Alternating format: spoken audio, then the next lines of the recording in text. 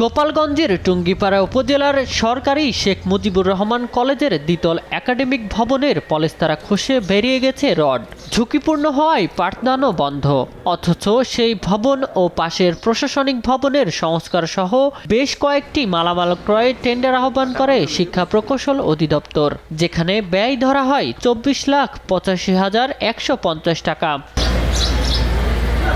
শিক্ষা প্রকৌশল অধিদপ্তরের দেয়া কার্যাদেশে দেখা যায় তরল হ্যান্ড ওয়াশের দুটি খালি বোতলের মূল্য ধরা হয়েছে 14,000 টাকা।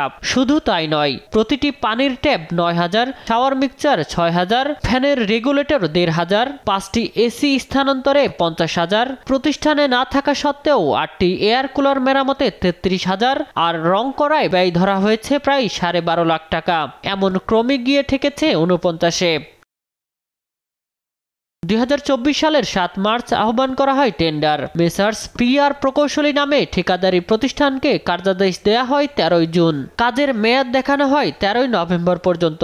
অথচ এই সময়ের মধ্যে প্রতিষ্ঠানটিতে কোনো কাজই হয়নি বলছে কলেজের কর্মকর্তারা। আর মুঠোফোনে চেষ্টা করেও পাওয়া যায়নি ঠিকাদারি প্রতিষ্ঠানের কাউকে। আমি কলেজের নৈশ প্রহরী, আমি এখানে 24 ঘন্টাই এখানে থাকি, এখানে এই ক্যাম্পাসে পাশে আমি থাকি। তা আমি এখন এই পর্যন্ত দেখিনি সরকারি কোনো কাজ। আমাদের এখানে কোনো এয়ার কুলার মেশিন টেশিন নেই। আর বিগত যে 1 বছরের কথা বলছেন, না এরকম কোনো রিপেয়ারিংয়ের কাজ কোনো কিছুই হয়নি। তো আমি দেখভাল করিনি, আমি তো অফিস প্রশাসনিক কাজ করছি। হ্যাঁ, আসলে তো কাগজপত্র। উপরে যে ছাদ, আমরা যেখানে ক্লাস করি বেঞ্চের উপরে পুরোটাই ভাঙ্গা। মানে মনে হবে কি যদি 3-4 মাত্রার কোনো ভূমিকম্প হয়, স্বাভাবিক মাত্রা মনে পুরো ধসে পড়বে, এরকম অবস্থা। উপরের অবস্থা খুবই খারাপ। হ্যাঁ, ওই উপরে ভেঙে খোয়া পাথর যেগুলো আছে ভেঙে নিচে পড়ে। এটা আমাদের পরীক্ষা দিতে ক্লাস করতে খুবই অসুবিধা হচ্ছে। টেন্ডারের মাধ্যমে কোনো কাজ হয়নি জানান তৎকালীন অধ্যক্ষও। বিষয়টি খোঁজ নিয়ে জানানোর কথা বলেন কলেজের চলতি দায়িত্বপ্রাপ্ত অধ্যক্ষ। আর বিষয়টি ভিন্ন খাতে প্রবাহিত করে ক্যামেরায় কথা বলতে রাজি হননি নির্বাহী প্রকৌশলী।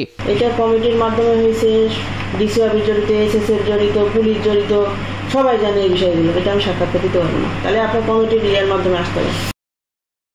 না, আমার সময় তো হয় নাই। হোস্টেলের থেকে আসছে, আমাদের মহিলা হোস্টেলের থেকে কিন্তু মালামাল আসছে বা কিছু ফার্নিচার আসছে, ওইটা ছাড়া আমাদের কোনো কাজ হয় না। আসলে যেটা কেনা হয়েছে ওটা কোথায় কি আছে বা আদৌ আছে কিনা, এগুলি আমি সমস্ত কিছু দেখে তারপরে আপনাদের তথ্য দিতে পারবো। বিষয়টি তদন্ত করে ব্যবস্থা গ্রহণের অনুরোধ জানিয়েছেন শিক্ষানুরাগীরা। নিউজ ডেস্ক, দেশ টিভি।